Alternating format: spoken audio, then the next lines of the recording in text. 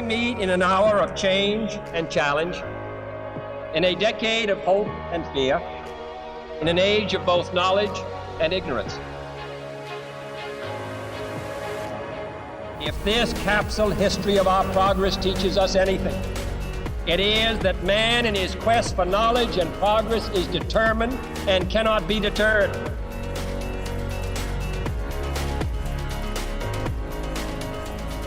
Because that goal will serve to organize and measure the best of our energies and skills. Because that challenge is one that we're willing to accept, one we are unwilling to postpone, and one we intend to win.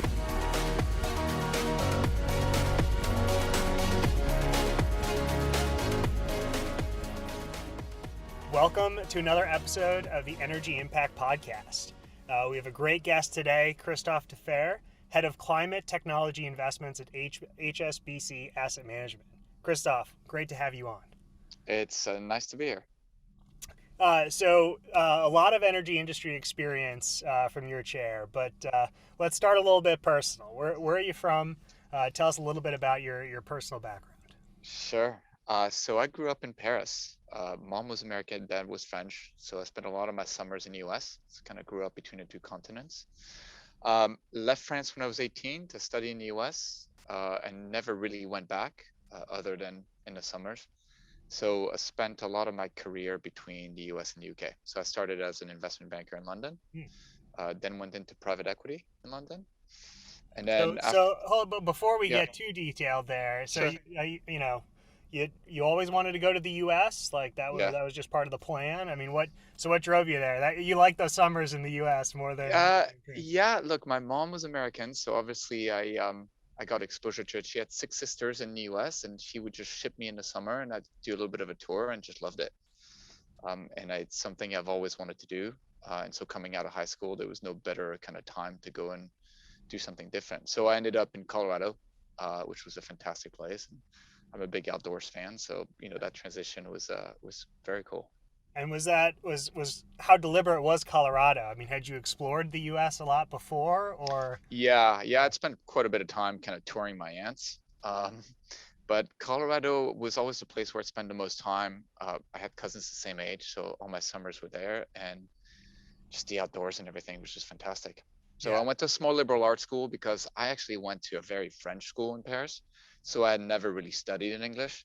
So I kind of thought a smaller school would be a good way to kind of ease into it, which turned out it was. It was good.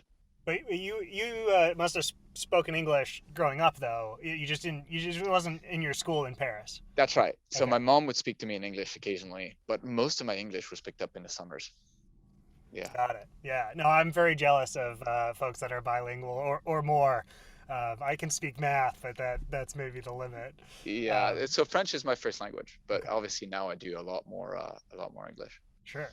Okay. So liberal arts college with your second language. So you wanted to get into finance. I mean, what's the path to finance?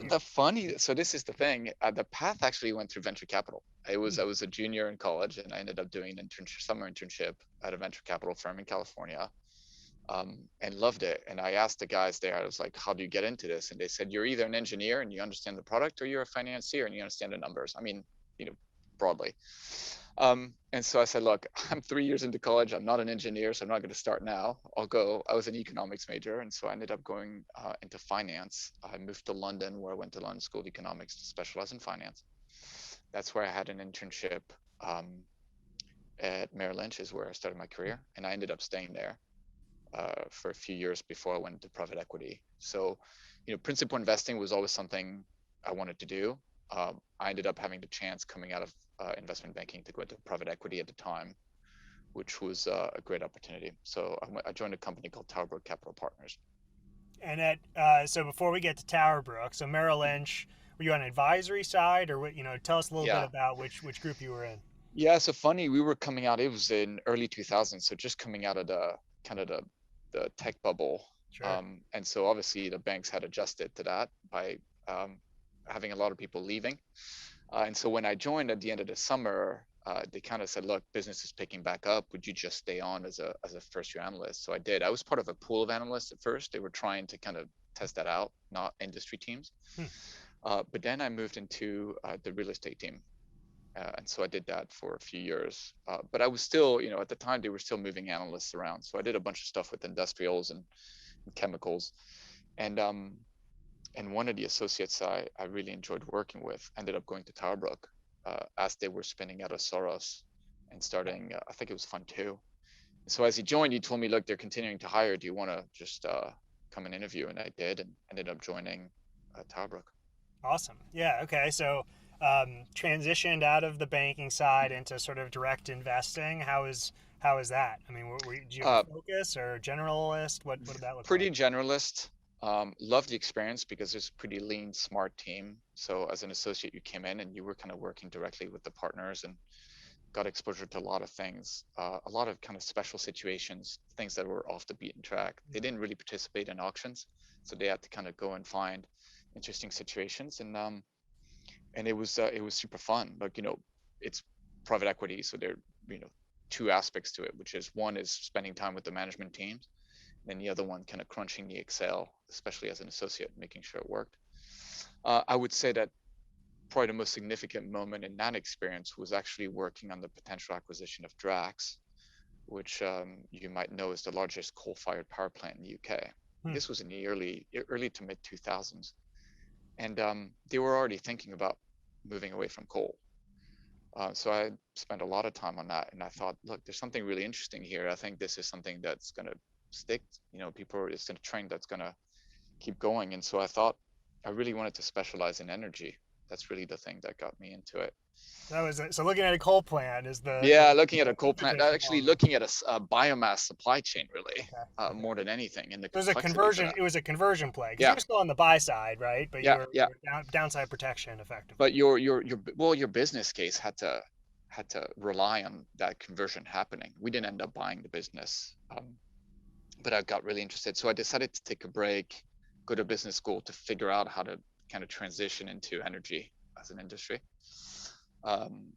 Went to Philly for 2 years and had an opportunity coming out of that to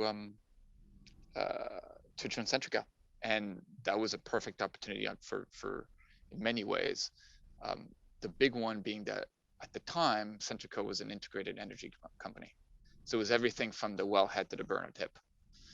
So I joined in the M&A team, which is obviously what I knew how to do. And it gave me an opportunity to see through the entire kind of value chain of energy, which was fascinating. And ended up staying there 10 years, variety of roles. Not always, it wasn't by design. It's just the opportunities were pretty fantastic. So I went from M&A to commodities. I ran their gas origination team, which was kind of pushed from the deep end to commodities, but it was pretty exciting and fun.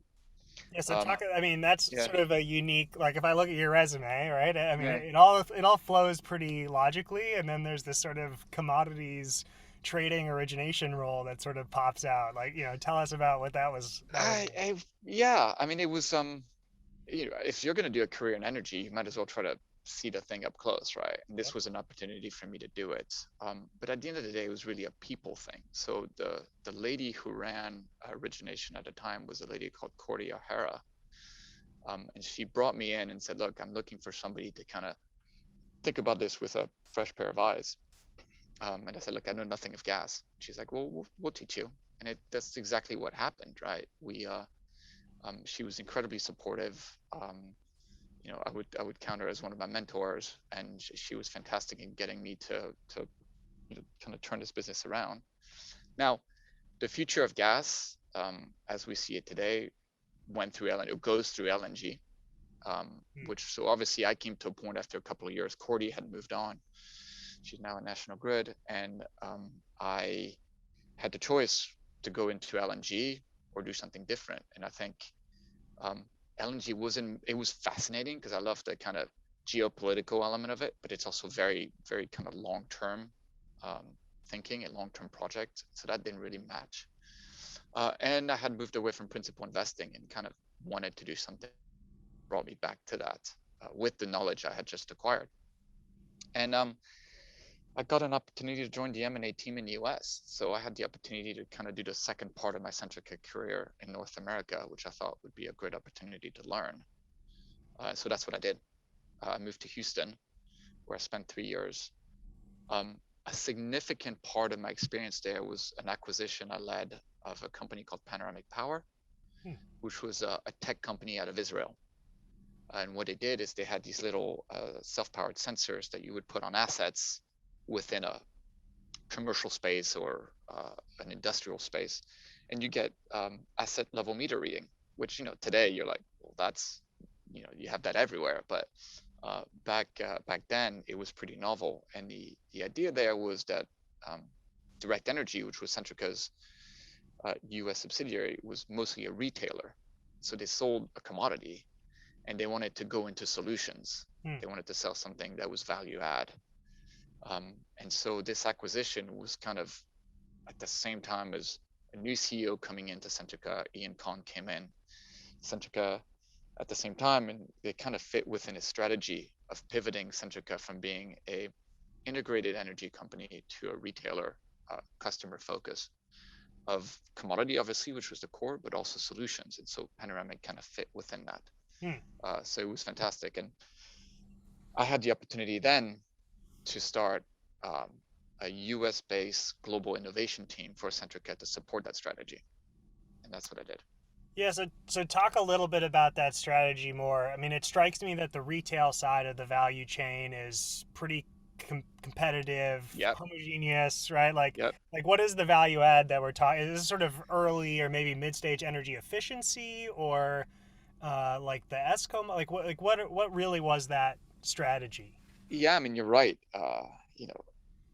The UK is a deregulated market from retail perspective, so it's competitive. I mean, you see that again today. Texas, where we were present as well, same thing. And so the idea was, we have this relationship with the customer. Can we expand on it?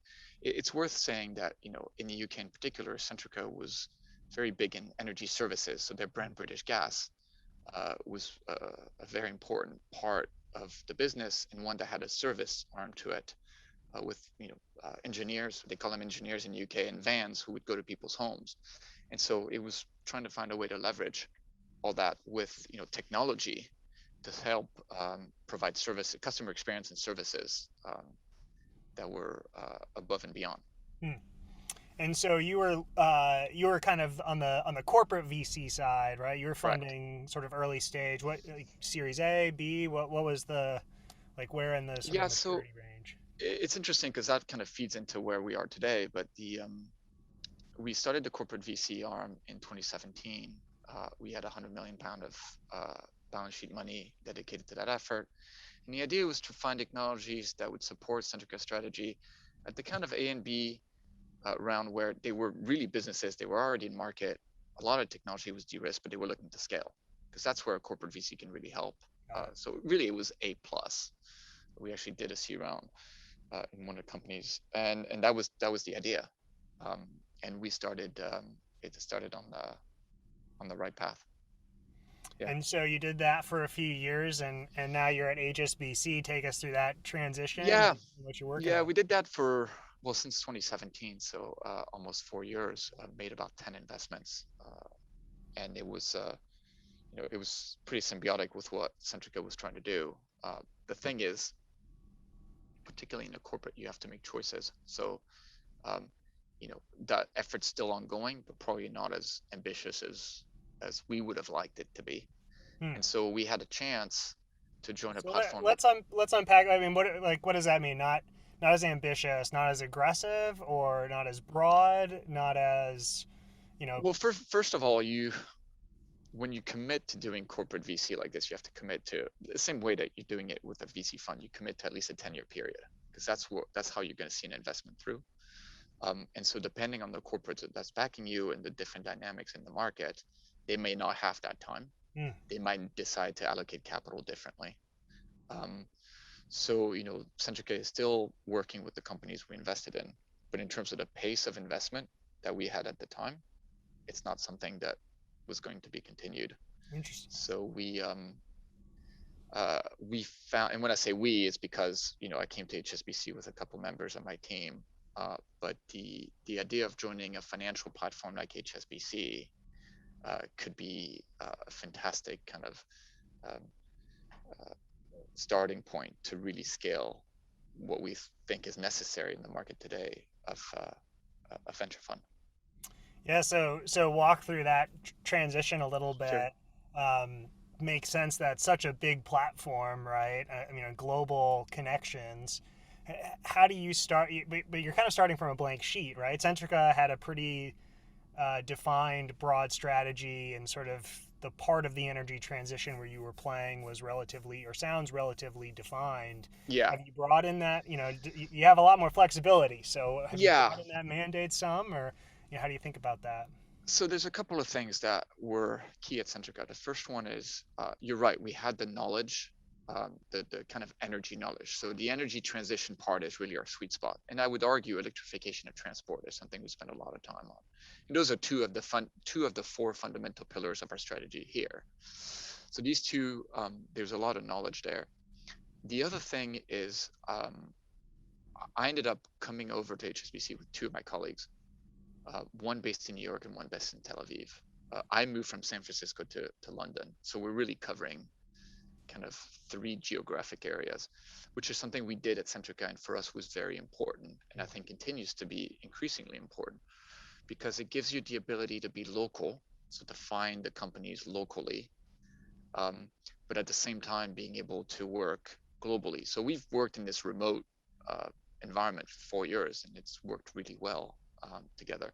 What's important is we were able to find category winners as opposed to local champions. I think if you think about VC, particularly clean tech VC in the past, it's always been quite regional.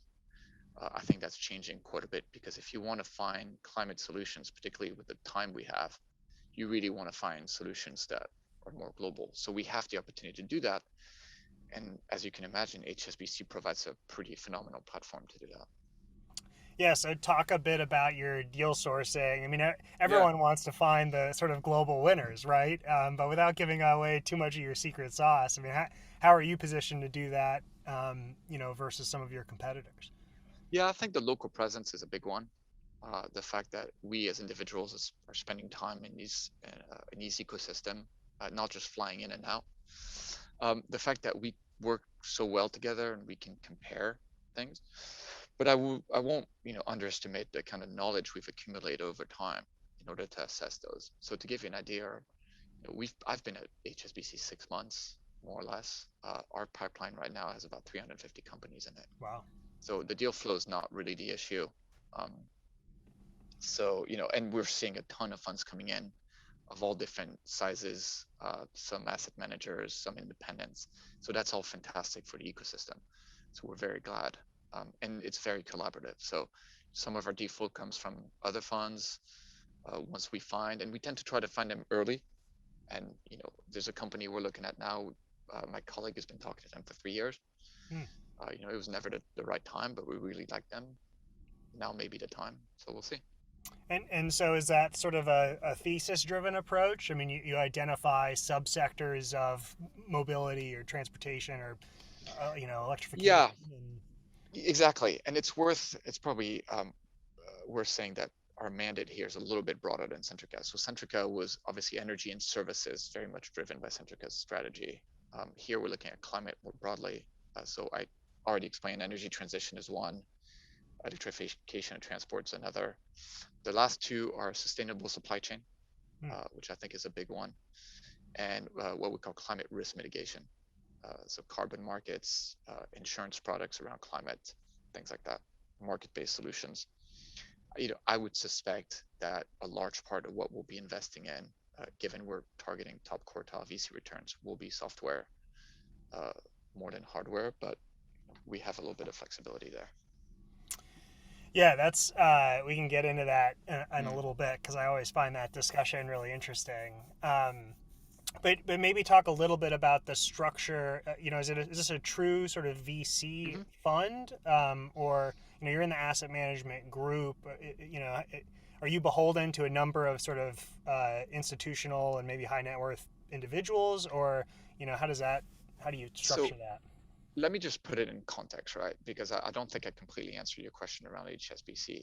When we saw the HSBC platform, we obviously saw a large global platform, but it's also a platform that's been involved in kind of sustainable investing since the early 2000s. So they've been in this for a long time.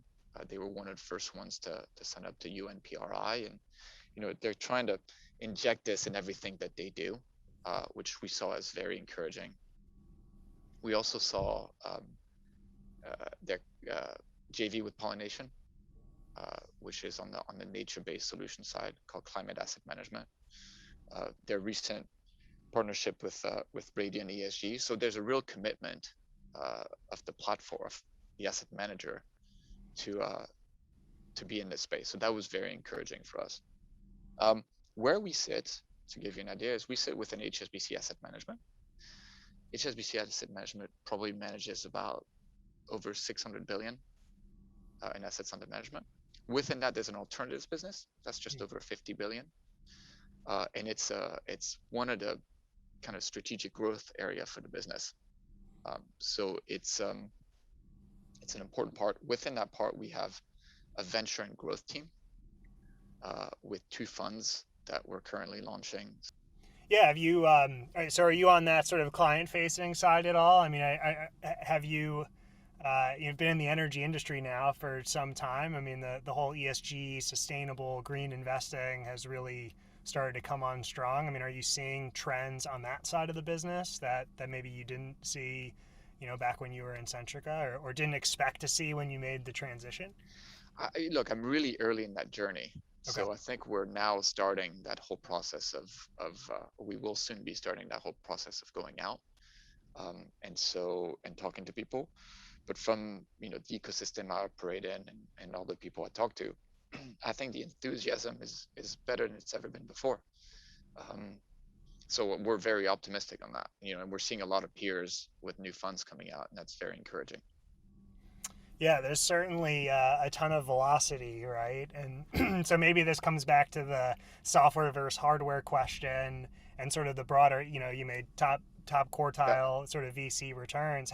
How do you sort of maintain investor discipline and quality deal flow in a market that's increasingly awash with cash?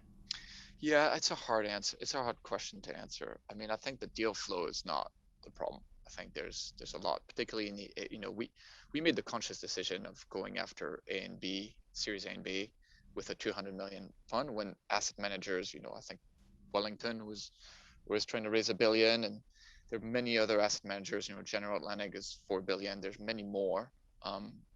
Because we feel like that's a place where the deal flow is there and opportunities are still there. Meaning smaller check sizes because it's a smaller fund, meaning earlier stage? Yeah, I think A and B stage, so ticket sizes of kind of 5 to 10 million. We feel there's a really good pipeline of companies that are looking to scale at that maturity level. And so for us, it's a great opportunity, and we feel that being on the HSBC platform, we can really help these companies scale. Whether it's leveraging the group or other parts, we feel we can be a good partner, and that's where we as a team feel we can add the most value. From that perspective, I think the deal flow is not an issue. Staying disciplined is going to be the challenge. Obviously, there's a lot of capital, as you said, coming into the space. As I see it, there's a lot of capital coming at the top, and by that I mean at the later stage. But that's going to, SPACs are part of that, but that's going to pull the whole industry up. So expectation on valuations and things like that are going to be things we're going to have to stay disciplined about. But we need to be this industry needs to have all this capital going in if we want to make a difference. We just have to make sure it's allocated properly. What I will say, and this is really where our team's belief is that this is not clean tech, and by that I mean 15 years ago I think there was a lot of enthusiasm around solar and wind, and rightfully so. Except I think crudely there was, let's just say, VC capital allocated to infrastructure. So the returns were not there, but all these assets are there now, and they can they're producing data, and they need to be optimized, and it's a real opportunity for software solutions out there to play that role. And so we feel like that's ripe for some software investments. It creates a whole ecosystem. Sure, sure. Yeah. I mean, I'm sure you saw it at Centrica, and I guess not to dig on Centrica, but sort Hmm. of the old oil and gas, the incumbents, right? They haven't had to really modernize systems, and I think a lot of the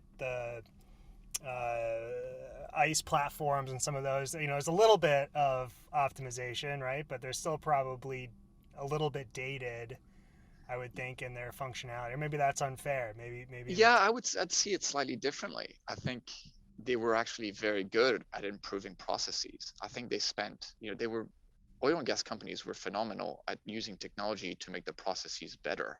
Um, it's just they stuck to oil and gas, hmm, right? The problem is the idea, and they're all, a lot of them are doing it now. They have to pivot to a different source, and so I think they'll be able to apply the same skills. And we see them as some of the most active in the space. I mean, on the energy transition side, you can't really look at the ecosystem without considering the BPs and the Shells of the world who are major actors in that space. yeah, just too big of a balance sheet to be ignored, right? I mean, Yeah, and it's great they put it to work for this type of for this kind of pivot. So I think that's fantastic. And it's all it's part of an ecosystem that's hopefully going to collaborate around getting this done.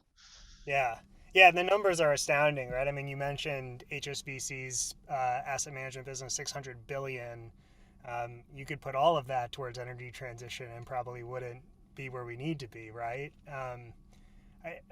And you hear some of these numbers, and they're sort of really hard to get a sense on. Maybe let's dig in a little bit on the hardware versus software Hmm. question, because I have, we've talked to a lot of different folks. There's a lot of activity on the software side, and I get it. The SaaS business model is proven; it can generate outsized Hmm. returns. You have sort of clarity of revenue. But to really make a dent in this thing, isn't it still a hardware problem, or is it just For sure. and Yeah, you it's need the hardware. You yeah, absolutely need the hardware. yeah, Um, and I think uh, there's a form of capital for that too, yeah, right? And so venture, I don't, in some cases, venture money may go into it, but I think, and this is also why HSBC is a fantastic platform for this kind of stuff. If you project yourself long term, is that they're the kind of organization that can have all these different um, forms of financing to support the transition. So we just play a small part on the venture side. yeah, We like to, we like to fund the enablers that helped, uh, but it takes a village, right? And we have infradebt and we have all these other things, and that's going to continue to grow too. So I think these asset managers like HSBC are going to have a big role to play going forward. yeah. Um, and you're absolutely right. I mean, I spoke to a lot of infrastructure funds, and they were all looking at, uh, how they're going to handle tech risk, because traditional infrastructure, the returns were difficult, and they all were willing to take more and more tech risk, and we're getting there. Yeah. Um, so I think we're setting ourselves up the right way. Now, look, with a lot of capital flowing into this space, you just need to make sure you allocate it the right way. That's going to be the challenge. Yeah, it's all well intentioned, right? But Hmm. you're spot on. If we sort of feed into our own bubble, it will put us it'll put us back. It'll be one step forward and two steps back instead of just steady improvement and steady progress. That's right. But some Talk, people will say we don't have time, so yeah, that's going to be right, the challenge here. right. Um, Yeah. No, that's very fair. So maybe talk about some of the collaboration. I know you haven't been at HSBC very long, but you do have all of these pockets of capital and advisory services and everything else.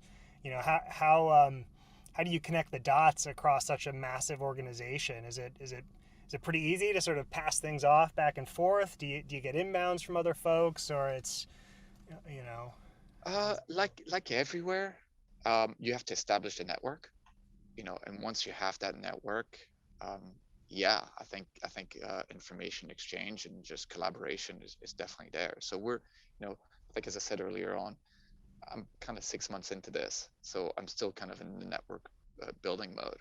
But I certainly see the potential and I see the enthusiasm. Now that said, what's also really nice is you have teams, um, like responsible investment team, and those teams that kind of cut across that enable some of that connection, which is really good. So I'm pretty confident in that.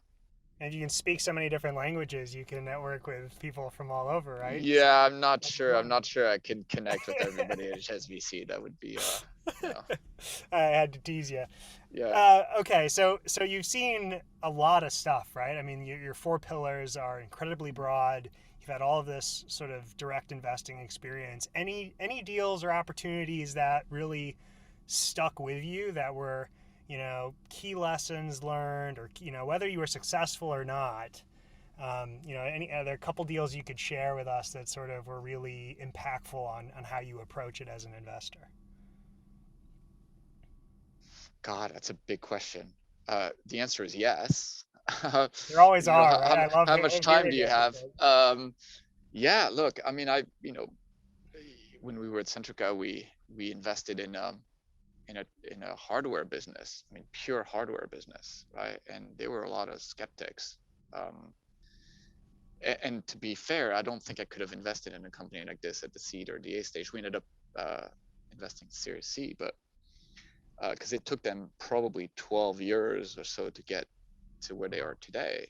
But you know, what really made it work was obviously it's a great technology, but the management team is just it's been phenomenal. And I think that's and it's not just the founders, it's the people they then surrounded themselves with to execute.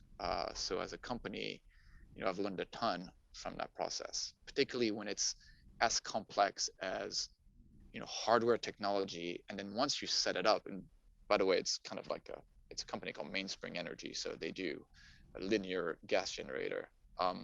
So they had to get the technology right, and then they had to build up the whole manufacturing process to build these machines. Right? That's an added complexity you don't always have in software. So they're doing phenomenally well, and I think a lot of that is credit to the management team. So that that's huge. Yeah, that's a theme that Yeah. comes up over and over too, right? I mean, all business comes down to people. I mean, you mentioned it around your origination, but really, investment businesses are all about people, right? So how, what sort of lens or what sort of evaluation can you do to know? I mean, every founder thinks their business is the one, right? And you wouldn't Yeah. want to invest in a founder that didn't think that. But you also have to temper some of that enthusiasm with some realism to make sure you're tackling the Right. right problems, right? So, And I don't think you have a secret sauce, but I think what you first of all, you have to do a lot of listening to the management team, and it's not really what they're saying, although that's obviously important, but it's kind of how they're saying it, how they're structuring it. But the interesting thing, so I started obviously my career in banking and in private equity, and those were, management teams had to be captains. They had these big ships that were already there, right? And it was about whether your EBITDA was going to go up 5 or 10 million year on year, or down. So it was more about steering the ship. The interesting thing in venture capital, which I personally love, is the fact that not only is that person a captain, but that person has to build the boat that they're actually going to drive, right? So the skill set is pretty impressive, and it's part of what I love about my job is that process, and the fact that we can help in that process in different ways is phenomenal. that's a So great. it gets me You up heard in the about morning. building the plane while you're flying it, but yeah, captain versus the builder and captain Yeah, is good. I like it. That's gonna planes, be boats. part of your Yeah, marketing. Yeah. that's right. No, it's great. So any experiences there that were like you thought? I don't know. Yeah, Maybe it's just my experience. Like it's so hard to know, right? And I guess you're distributing bets. I mean, any lessons learned that, man, you thought this team was the team, and yeah, you had some blind spots, or anything you can share. yeah. I mean, we had an experience where the boat was just too complex to continue the analogy, right? Sure. Is what they ended up doing is they ended up building essentially two technologies in parallel, Hmm. and we hadn't really appreciated that up front. And obviously, you're spreading your resources, both financial and people resources, between two different projects, and that's not. So it's something that's always at the forefront of my mind when somebody's pitching us is, do you know exactly what you're building? Are you building one thing, or are you kind of spreading yourselves with 3-4 technologies and seeing which one hits? Hmm. So that's a big one for us. But the evaluating, like, most people will tell you in VC, evaluating the management team is a fundamental thing, because that's really who you're backing. Yeah, it's always interesting. A lot of the early stage venture conversations that we've had comes back to the same thing, right? It really comes back to people, and it must be, maybe have you seen any challenges there around the labor market that we're in today, right? I mean, I think it's, you read the headlines, it sounds like it's harder to find good people to sort of build around founders, or are the teams mostly set by the time the businesses land on your desk? No, they're pretty set by the time they come on our desk, and Okay. I don't see big issues there. I mean, look, I have the anecdote here and there, right? Sometimes trying to find software engineers in the Bay Area can be tricky because you're competing with all the big Sure. guys. So things like that. But I think people are pretty resourceful in this space, so they always find a solution around it. That's part of what I like, is people are so dedicated to what they're trying to do that they don't just bring you a problem. They bring you a problem and a bunch of solutions, and then it's a matter of trying to steer towards the right solution. That's what's exciting about it. Yeah.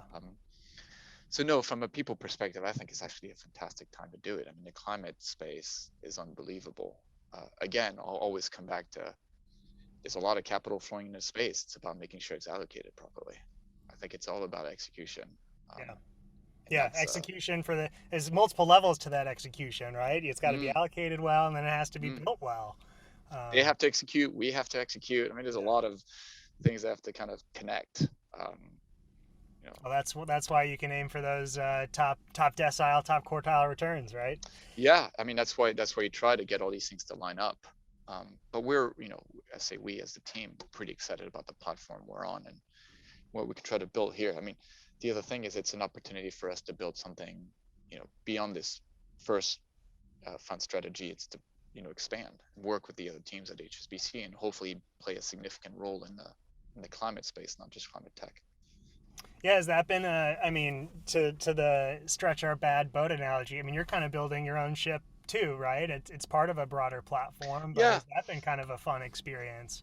yeah. I mean, to continue the analogy, I mean, we're building, let's just say, one engine of the boat, right? So Yeah. one thing that's really clear from my team and I is, like, we're sticking to climate tech, and we want to get this first fund off the ground. Other people are doing other things. Climate asset management is doing nature-based solutions, but if you can get all these parts to kind of collaborate down the line, and that's very powerful. So that'll come in time. Yeah. No, very, very cool. Maybe talk a little bit about projections for the future. We love asking, what does this whole vehicle and industry look like 5-10 years from now? And all the investors always get very lawyery, with the disclaimers aside. Yeah. What are you kind of seeing into the future? We have this great challenge ahead of us, but all of this opportunity as well. Yeah, look, I mean, maybe this is simplistic, but I think we're on the right trajectory.